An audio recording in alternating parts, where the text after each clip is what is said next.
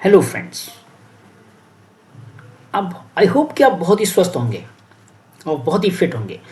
तो फ्रेंड्स, आज हम डिस्कस करेंगे द ह्यूमन आई के बारे में, जो बहुत ही इम्पॉर्टेंट पार्ट है हमारे बॉडी का। तो इसको हम समझेंगे सिर्फ दो वर्ड्स की मदद से, यानी कि वो एक्रोनिम के फॉर्म में मैंने बनाए हैं। जैसा कि ये एग्ज़ाम के पॉइंट ऑफ व्यू से भी बहुत इंपॉर्टेंट है, तो ये दो शब्द हैं आपके को पूरा इस पूरे इन्फॉर्मेशन पर आप की जो नॉलेज है उसको ड्रॉ करेंगे। तो आइए चलते हैं एक एक करके। तो पहला लेटर इस एक्रोनिम का है सी। तो सी से कॉर्निया है। कॉर्निया का फंक्शन है, it is a thin membrane from which light enters. यहाँ पर एक थिन मेम्ब्रेन है जिस इस जगह पे, तो ये इसको कहते हैं कॉर्निया, इससे हम लाइट एंटर होती है। तो होता क्या है दोस्तों कि अगर किसी ऑब्जेक्ट पे लाइट गिरती है, गिरने के बाद उस ऑब्जेक्ट पे से वो रिफ्लेक्ट होके हमारी आंखों में आती है और हमारी आंखों से इस कॉर्निया से वो एंटर करती है और हम फिर वस्तु को देख पाते हैं। ओके, तो कॉर्निया वो थिन मेम्ब्रेन है जहाँ से लाइट एंटर करती है। सेकंड है आई। इस एक्रोनिम का सिपा है, सी से क्लियर और आई से हमारा है आइरिस। आइरिस क्या है? It is a dark muscular diaphragm that controls the size of pupil, जो पुपिल के साइज को कंट्रोल करता है। आइरिस यहाँ पर देख सकते हैं, आइरिस ये है आइरिस और एक ये आइरिस है इस तरह। तो दो ये पुपिल के साइज को क्या करते हैं? कंट्रोल। थर्ड है हमारा पुपिल। पुपिल क्या करता है? It regulates the amount of light entering the eye. Eye में जो लाइट एंटर करती है उसको ये कंट्रोल करता है। तो आइरिस और पुपिल के रिलेशन को कुछ हम ऐसा समझ सकते हैं, जैसा आप देखते हैं सिनेमा हॉल में काफ़ी भीड़ होती है। तो काफ़ी भीड़ होती है, कई बार दरवाजे पर धक्का मुक्की हो जाती है एंट्री करने के लिए। तो आइरिस उस दरवाजे पर खड़ा गेटकीपर है और पुपिल उस दरवाजे का स्पेस है। अब भीड़ बहुत ज़्यादा आई तो कई बार वो गेटकीपर एक गेट बंद कर देता है ताकि लोग एक एक करके जाएं, या अगर भीड़ कम है तो वो जाने देता है। तो आइरिस एक गेटकीपर है जो रेगुलेट करता है उस पुपिल यानी कि उस स्पेस को लोगों को जाने के लिए। लोग लाइट हैं, पुपिल वो दरवाजे का स्पेस है, आइरिस गेटकीपर है। गेटकीपर का काम है उस स्पेस को इतना मेंटेन रखना जितने लोग आसानी से जा सकें। राइट। चौथा है हमारा एक्वेस ह्यूमर। सिपा यानी कि ए से है एक्वेस ह्यूमर। एक्वेस ह्यूमर का क्या फंक्शन होता है? It nourishes, removes waste, protect eye and refraction of light. ये आँख को नरिश करता है, यानी कि आँख को रिक्वायर्ड एनर्जी देता है और उसका वेस्ट को बाहर करता है। इस तरह से हमारे आई को प्रोटेक्ट करता है ये, और ये रिस्पॉन्सिबल है रिफ्रैक्शन ऑफ लाइट के लिए भी। नेक्स्ट है हमारा ई यानी कि आई लेंस, ये वाला फिफ्थ आई लेंस। इस आई लेंस का काम है, ये जो आई लेंस है ये वाला हमारा आई लेंस है। आप देख सकते हैं कि इसका जो शेप है एक कॉन्वेक्स लेंस की तरह है। इससे जब लाइट क्रॉस होती है इधर इस स्क्रीन पर आती है रेटिना पर, तो ये एक इमेज फॉर्म करती है। वो इमेज कैसा होता है? Inverted and real.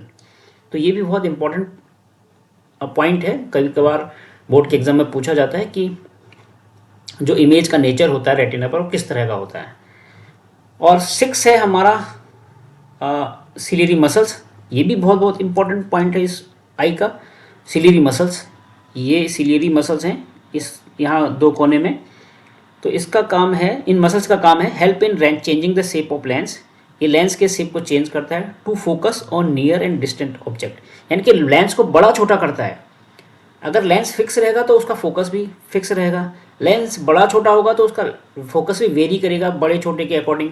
तो जब दूर हमें देखना होता है तो फोकस जो दूर की चीज़ को देखने के लिए उस तरह बनता है। अगर नज़दीक होता है ऑब्जेक्ट तो नज़दीक के हिसाब से फोकस फिर शिफ्ट हो जाता है, यानी कि लेंस का साइज चेंज हो जाता है। तो इस तरह से सिलियरी मसल्स का बहुत ही इंपॉर्टेंट वर्क है फोकस को वेरी करने में अकॉर्डिंग टू दी ऑब्जेक्ट जिसको हम देखना चाह रहे हैं। तो इसके बाद आता है आर यानी कि रेटिना। रेटिना एक स्क्रीन है। Retina is a delicate membrane having enormous number of light sensitive sales, यानी कि रेटिना उस स्क्रीन है जो बहुत ही ज़्यादा मात्रा में जो लाइट सेंसिटिव सेल्स होते हैं उनसे बना हुआ होता है। और 8 है हमारा optic nerve. It sense electric signal to brain brain process them and perceive the object as they are. देखो रेटिना क्या करता है कि रेटिना तो बनाया इमेज, उस पर सेल्स होते हैं जो रॉड्स एंड कोन्स शेप के जो सेल्स होते हैं, वो क्या करते हैं, इलेक्ट्रिक सिग्नल्स को रिसीव करके उसको न्यूरस सिग्नल्स में चेंज करते हैं और उसको भेजते हैं इस ऑप्टिक नर्व के माध्यम से ब्रेन को, ताकि वो विजुअली प्रोसेस हो सके और जैसा ऑब्जेक्ट है हमें वैसा ही दिखाई दे। एक्चुअली यहाँ पर जो स्क्रीन है वो तो उसमें तो इन्वर्टेड और रियल बनता है, उल्टा उल्टा इमेज जो बनता है ऑब्जेक्ट का बनता है, उसको सीधे करने का काम ब्रेन करता है। तो ब्रेन तक उसको कौन पहुंचाता है, ऑप्टिक नर्व। तो ऑप्टिक नर्व भी बहुत इंपॉर्टेंट पार्ट है आई का।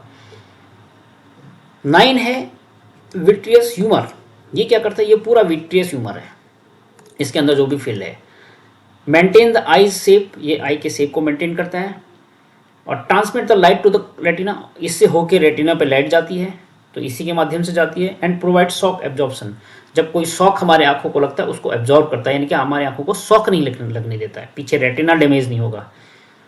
तो इस तरह से हम सिपा एक्रोब को स्टडी करके अपने आई का स्ट्रक्चर बना सकते हैं और उनके डिफरेंट पार्ट के जो फंक्शन हैं वो भी जान सकते हैं। तो नेक्स्ट मेरा है स्लाइड की, हमने इसमें कुछ क्वेश्चन लिखे हैं जो बोर्ड के एग्जाम के पॉइंट ऑफ व्यू से बहुत ही इंपॉर्टेंट है। जैसा पहला है, what is the jelly like substance that fills the inner chamber of the eye. तो 1 नंबर के उसके मार्क्स में पूछा जा सकता है that it is vitreous humour. What is the light sensitive inner lining of the eye, जो inner lining होती है आँख की जिस पर इमेज फॉर्म होता है कौन सा है, वो रेटिना है जिस पर लाइट सेंसिटिव सेल्स होते हैं। What controls the amount of light entering the eye, eye में जो लाइट जाती है उसको कौन कंट्रोल करता है, उसको पुपिल कंट्रोल करता है, जैसा हमने अभी पढ़ा था। What is the nature of the image formed on the retina, retina पर इमेज जो बनती है उसका नेचर कैसा होता है, इन्वर्टेड एंड रियल होता है, ये भी हमने पढ़ा था। और क्वेश्चन बड़े नंबर में ऐसा भी पूछा जा सकता है, draw the diagram of human I and explain it. तो जैसा मैंने ऊपर ड्रॉ किया है आप भी वैसा ड्रॉ कर सकते हैं। तो आई होप कि इस छोटे से क्लिप में आपको आई का स्ट्रक्चर समझ आया होगा। अगर किसी फ्रेंड का कोई क्वेश्चन है तो आप मुझे कमेंट बॉक्स में लिख सकते हैं एंड डेफिनेटली मैं उसका आंसर दूंगा। तो नेक्स्ट मैं फिर से मिलते हैं एक वीडियो और इम्पॉर्टेंट वीडियो क्लिप के साथ, तब तक के लिए गुड बाय।